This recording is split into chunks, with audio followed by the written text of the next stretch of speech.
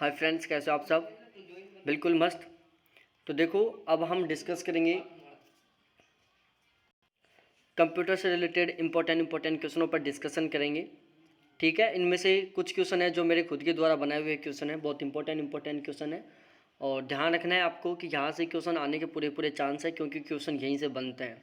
ठीक है, तो आज बहुत ही इंपॉर्टेंट क्वेश्चनों पर डिस्कस करेंगे। तो प्लीज़ यदि चैनल पर नए हो तो एक बार चैनल को जरूर सब्सक्राइब करें, वीडियो को लाइक करें, अपने फ्रेंड्स के साथ शेयर करें। क्वेश्चन नंबर 20, एक ईमेल भेजते समय टू सीसी बीसीसी फील्डों में विभेद करने के संबंध में निम्नलिखित कथनों में कौन सा सही है? ऑप्शन ए, टू फील्ड में प्राप्तकर्ता बीसीसी और सीसी फील्डों में विद्यमान ईमेल पतों को देख सकते हैं। ऑप्शन बी, सीसी फील्ड में प्राप्तकर्ता टू और बीसीसी फील्डों में विद्यमान ईमेल पतों को देख सकते हैं। ऑप्शन सी, बीसीसी फील्ड में प्राप्तकर्ता टू और सीसी फील्डों में विद्यमान ईमेल पतों को देख सकते हैं। Option D, all of these. तो इस क्वेश्चन का सही आंसर बताओ।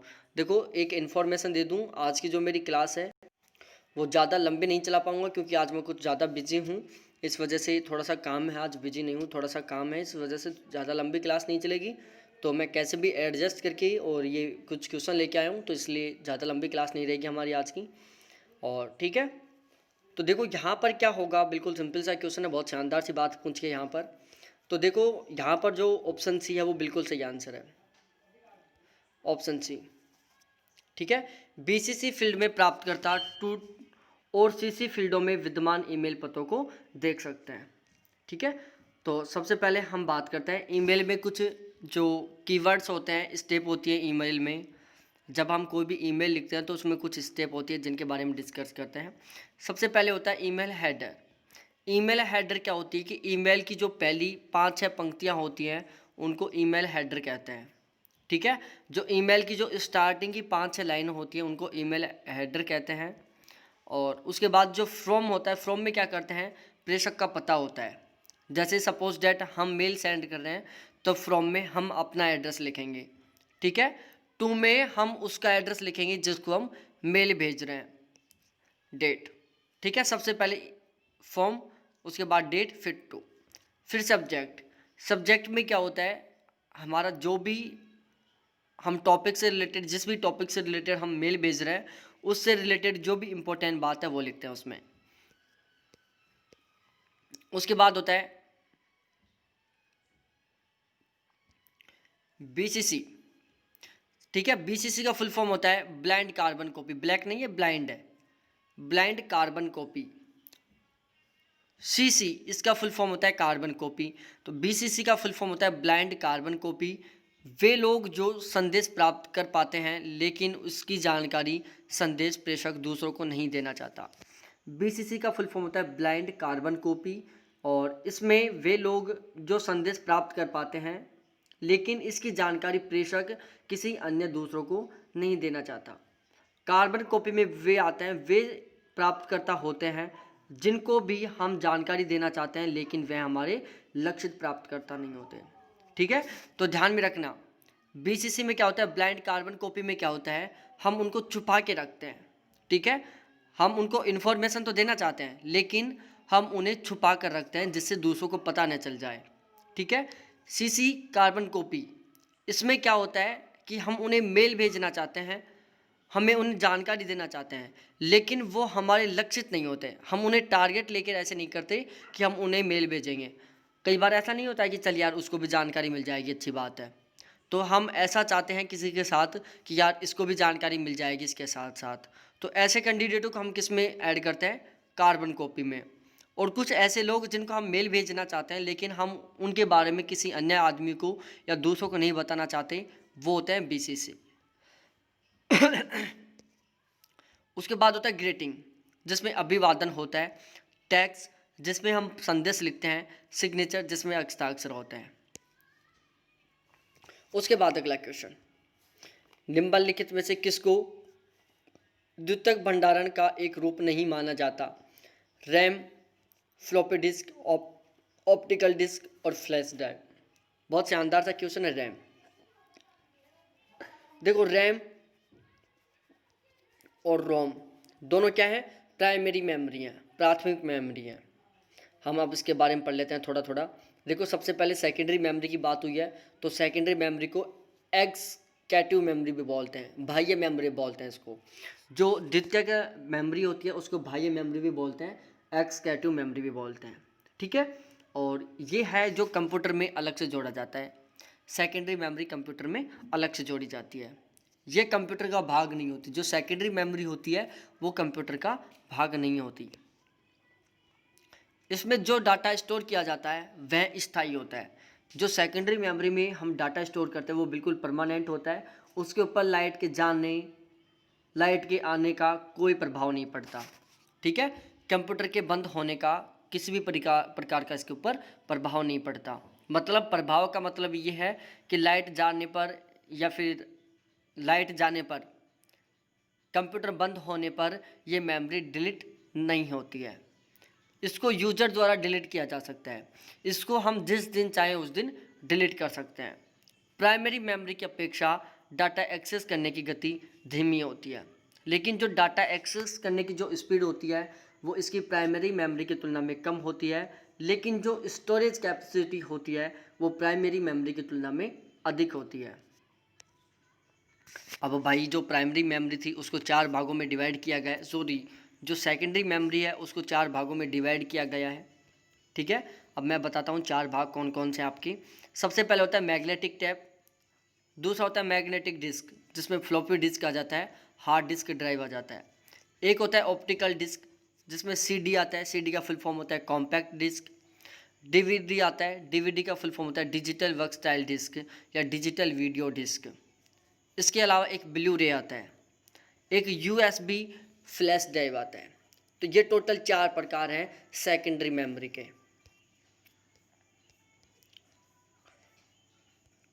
सेकेंडरी मेमोरी को हम केबल की सहायता से जोड़ते हैं, केबल की सहायता से जोड़ते हैं। देखो सेकेंडरी मेमोरी का सीधा सा एग्जांपल दे सकता हूँ, हम जो फ़ोन में मेमोरी डालते हैं 2 GB की, 4 GB की, तो वो सेकेंडरी मेमोरी है। तो आप इससे अनुमान लगा सकते हो कि हम इसमें क्या क्या कर सकते हैं, क्या क्या नहीं कर सकते। ठीक है जी, अगला क्वेश्चन है, ये क्वेश्चन मेरे खुद के तैयार किए हैं। निम्न में से कौन सा एक शैक्षिक संस्थान के अनुक्षेत्र नाम डोमेन नेम से संबंधित है? निम्न में से कौन सा एक शैक्षिक संस्थान के अनुक्षेत्र नाम या डोमेन नेम से संबंधित है? .org, .edu, .com, .inst। ठीक है, तो भाई लोगों यहाँ पर से आंसर होगा ऑप्शन बी .edu। अब देखो सबसे पहले मैं आपको डोमेन नेम के बारे में बताता हूँ। ये हमारी वेबसाइट का नाम है।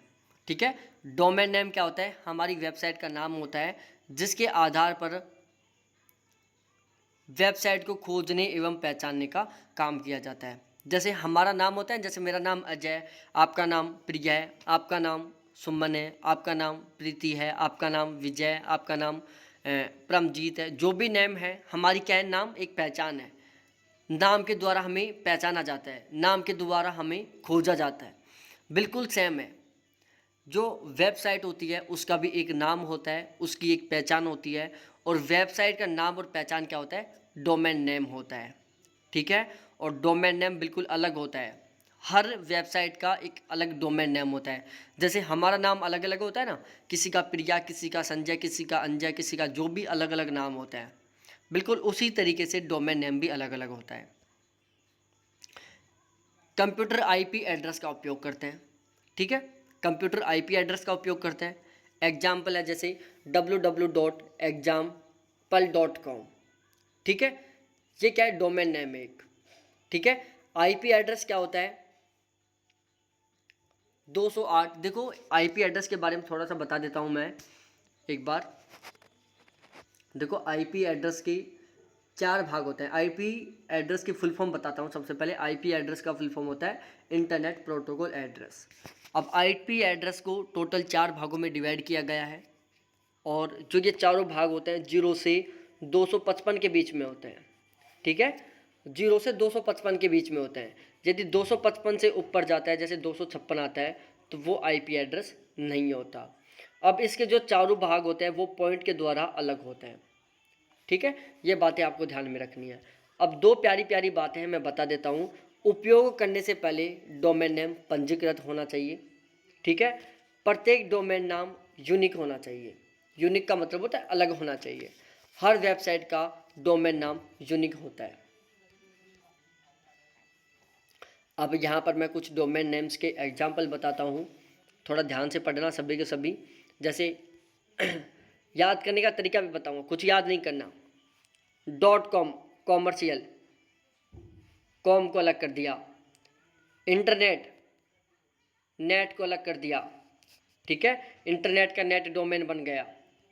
ऑर्गेनाइजेशन, ORG डोमेन नेम बन गया।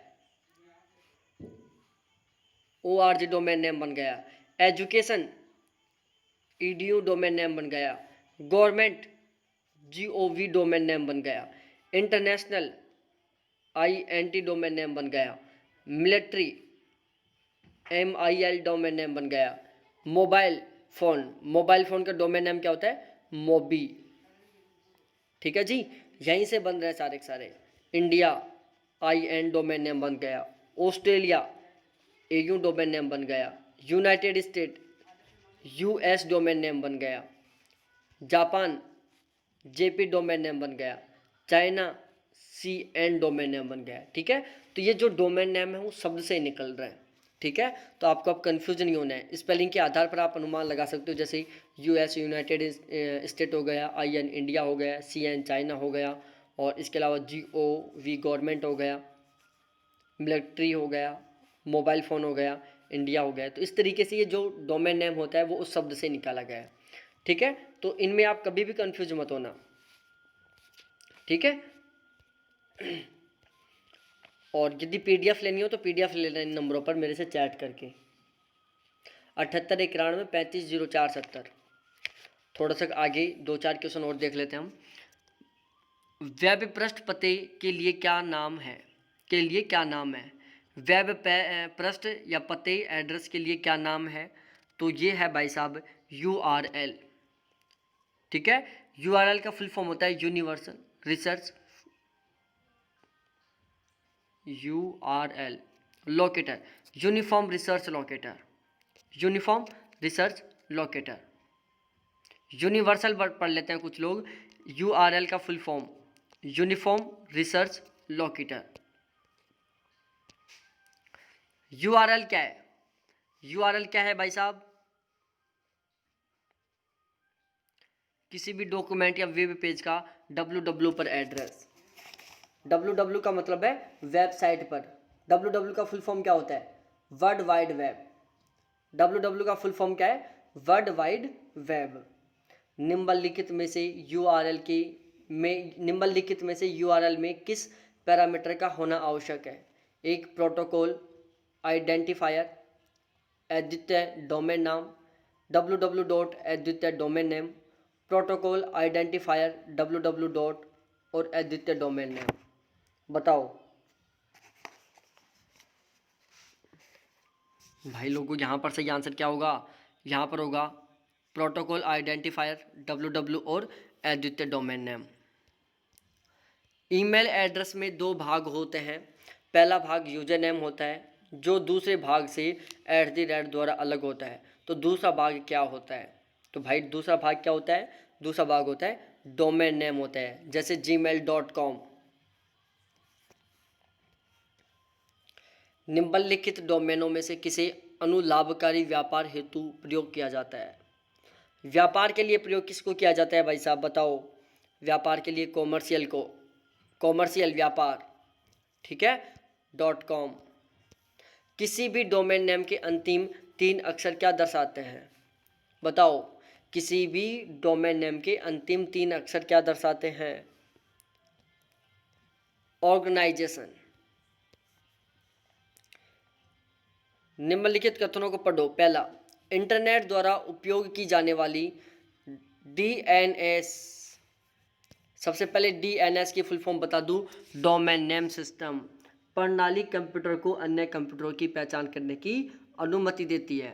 दूसरा, इंटरनेट से जोड़ने के लिए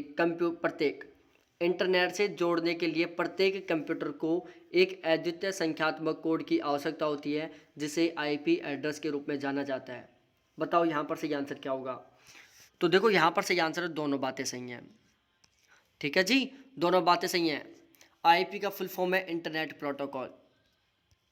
आज का लास्ट क्वेश्चन, वेब ब्राउज़र में अंकित होने वाले वेब एड्रेस को आगे आईपी एड्रेस में अनुवादित कर लिया जाता है। यह कार्य किया जाता है ट्रांसलेटर द्वारा, वेब ब्राउज़र द्वारा, इंटरनेट सर्विस प्रोवाइडर द्वारा, डोमेन नेम सिस्टम द्वारा।